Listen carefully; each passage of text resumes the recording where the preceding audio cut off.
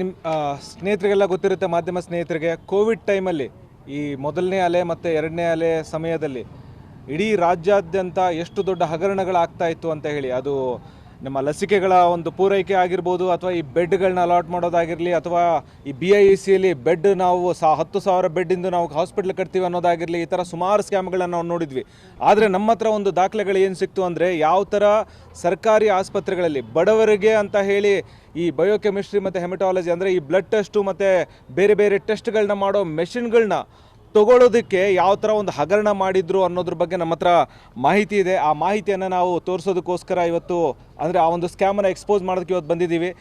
ಕರ್ನಾಟಕದಲ್ಲಿ ಯಾವ ಥರ ಟೆಂಡರ್ ಪ್ರಕ್ರಿಯೆ ನಡೀತು ಅಂತ. ಕರ್ನಾಟಕದಲ್ಲಿ ನಿಮಗೆಲ್ಲ ಗೊತ್ತಿದೆ, ಸಿಂಗಲ್ ಬಿಡ್ಡು ಕೊಡೋ ಹಾಗೇ ಇಲ್ಲ. ಎಷ್ಟು ಇವರು ಆ ಒಂದು ಈ ಟೆಂಡರ್ ಕರೆಯೋಕ್ಕಿಂತ ಮುಂಚೆ ಟೆಕ್ನಿಕಲ್ ಸ್ಪೆಸಿಫಿಕೇಷನ್ಸ್ ಅಂತ ಹೇಳಿ ಅದನ್ನು ಕಾಂಪ್ಲಿಕೇಟ್ ಮಾಡಿ ಬೇರೆಯವರು ಬರ್ದೇ ರೀತಿ ಮಾಡಿ ಇದೊಂದೇ ಕಂಪನಿಗೆ ಸಿಗಬೇಕು ಅನ್ನೋ ಥರ ಇವರು ಕೆಲಸ ಮಾಡಿ ಸಿಂಗಲ್ ಬಿಡ್ಡಲ್ಲಿ ಟೆಂಡರ್ಗಳನ್ನ ಕೊಟ್ಟಿದ್ದಾರೆ.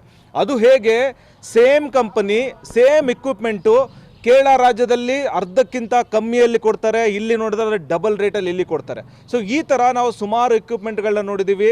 ಸುಮಾರು ನಮ್ಮ ಕಣ್ಣಿಗೆ ಬಿದ್ದ ಹಾಗೆಯೇ ಸುಮಾರು ಒಂದು 60ರಿಂದ 70 ಕೋಟಿಯಷ್ಟು ಹಗರಣ ಬರೀ ಈ ಒಂದು ಬ್ಲಡ್ ಟೆಸ್ಟು ಮತ್ತು ಬೇರೆ ಬೇರೆ ಟೆಸ್ಟ್ಗಳನ್ನ ಮಾಡೋ ಉಪಕರಣಗಳಲ್ಲಿ ಹಗರಣನ ಡಾಕ್ಟರ್ ಸುಧಾಕರ್ ಅವರು ಮಾಡಿದ್ದಾರೆ.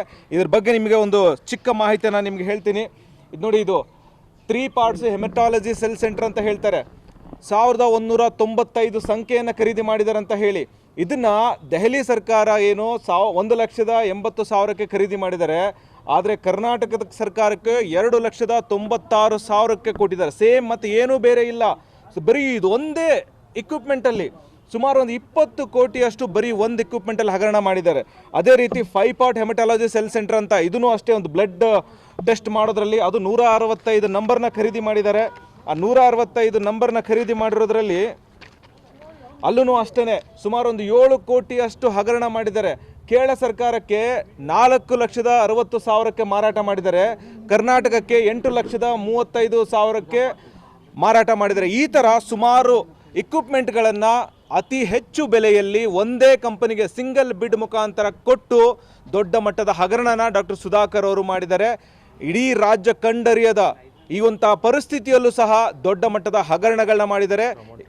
ಸೊ ಈಗಾಗಲೇ ನಾವು ಇದನ್ನು ಲೋಕಾಯುಕ್ತಕ್ಕೂ ಈ ನಮ್ಮ ಹತ್ರ ಇರೋ ದಾಖಲೆಗಳನ್ನ ಕೊಟ್ಟಿದ್ದೀವಿ. ಸುಮಾರು ಒಂದು 65ರಿಂದ 70 ಕೋಟಿಯಷ್ಟು ಹಗರಣ ಸರ್ಕಾರಿ ಆಸ್ಪತ್ರೆಗಳಿಗೆ ಬೇಕಾಗಿರೋ ಹೆಮಟಾಲಜಿ ಮತ್ತು ಬಯೋಕೆಮಿಸ್ಟ್ರಿ ಅನ್ನೋ ಒಂದು ಉಪಕರಣ ಖರೀದಿ ಮಾಡೋದರಲ್ಲಿ ಹಗರಣ ನಡೆದಿದೆ.